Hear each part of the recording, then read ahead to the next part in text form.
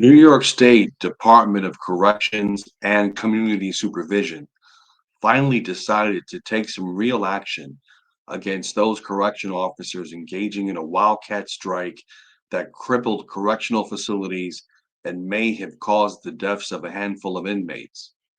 Last week, I reported a tentative agreement reached by Governor Kathy Hochul and NYSDOCCS, the union representing the COs. Since the strike was not authorized by the union, the tentative agreement would have to have been signed individually by each correction officer. Many CEOs went back to work, while a remnant did not. This video is about the consequences the correction officers not returning to work will face as a result of their illegal actions. Docs just releasing a letter tonight declaring that all correction officers who did not return back to work today are officially fired. We're hearing about 140 correction officers from Coxsackie went back to work yesterday, but nearly 70 workers are still out there today holding the line. They're not moving. They'll take it. They're ready. They're digging their heels in. Rudy Pavlin, a retired correction officer sergeant, is one of the dozens still striking outside Coxsackie Correctional Facility Sunday afternoon. Now, I just have to pause it here for a second because I'm seeing a theme across all these news videos that are being presented on the correctional officer strike. I'm seeing a lot of retired correctional officers at these strikes. They seem to be doing most of the speaking. In a previous video, I mentioned that these retired correctional officers won't be facing the consequences of those who are actually working and doing the job. This leads me to believe, why aren't they showcasing actual working correction officers who are striking? Is it that many correctional officers, or is it the opposite? Is it just a tiny small handful of them? So this doesn't make sense to me why they keep propping up retired CEOs instead of interviewing CEOs who are actually doing the job now. He says workers are accepting what's coming. They're standing firm, and they will not go in. They're not afraid of this empty threat of being arrested. These men and women are professional correction officers, not criminals. But docs keeping their word. Just to stop it there for a quick second. You don't want to label them criminals. I understand that. But the issue is they're engaging in an illegal act. The strike is illegal. Sunday night, releasing this letter to correction officers who have not yet returned to work. It states that after 11 days of absence, those workers are deemed to have resigned and are officially separated from employment with an effective date of March 2nd, 2025. This comes.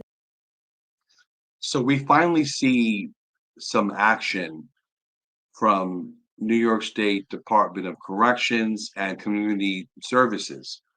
We're finally seeing consequences for those officers who, after 11 days, are not going back to work and are putting the safety of incarcerated individuals, staff members who are working at these facilities, and the CEOs who stayed behind, who did go back to work. After News 10 obtained this text message that a number of correction officers say they received. I believe the officers were getting the text yesterday or the day before. According to the message, the State Office of Employee Relations will also begin taking away health insurance starting Monday, retroactive to the first day they were AWOL. We've reached out to the Office of Employee Relations to learn more about the notice and are still waiting to hear back.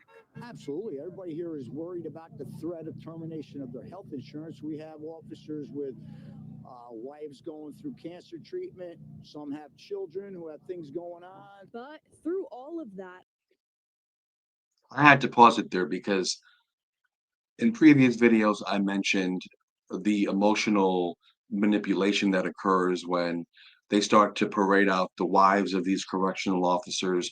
They start to parade out the children of these correctional officers.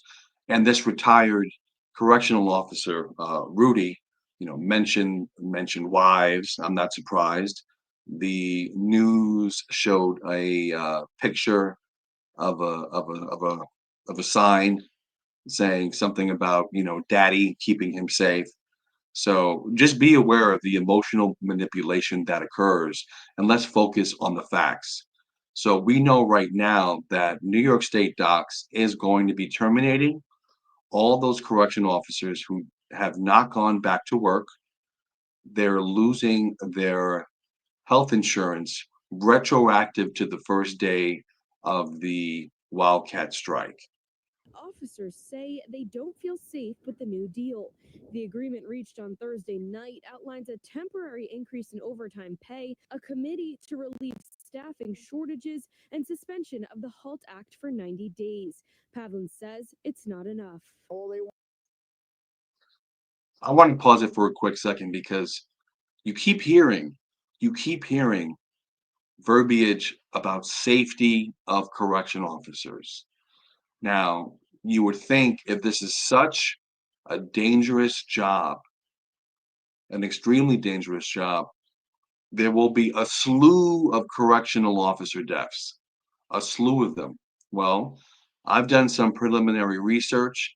I'm not going to give away everything now, but I will tell you, you will be shocked when I present a video in the next couple of days that will go over correctional officer deaths in the New York State dock system specifically. So stay tuned for that because this propaganda that this is such a dangerous job. Now, listen, I know it can be a dangerous job. There are assaults that occur, that typically when people think of a dangerous job, they think that people are dying as a result of doing this job. So we have to be very conscious of the language that they're using and really dig deeper. All they want to do is have a safe and secure environment going back in. If they come back and they give them that, they will go in tomorrow. And this could end. The letter from Docs also states workers should return to their department equipment immediately, including firearms. We've reached out to Docs for an exact number on how many correction officers this affects, and we're still waiting to hear back. Be sure to stick with News 10 for all updates on this story. Reporting live in studio, Vanessa Blasi, News 10, ABC. Thank you. If you found value in this video, please like the video, share the video. Be sure to put your comments down below. I'd love to read your comments. If you feel that I've earned it, please subscribe to the channel if you haven't already. My goal is to give you honest and direct feedback and go deeper than what the mainstream media is telling you.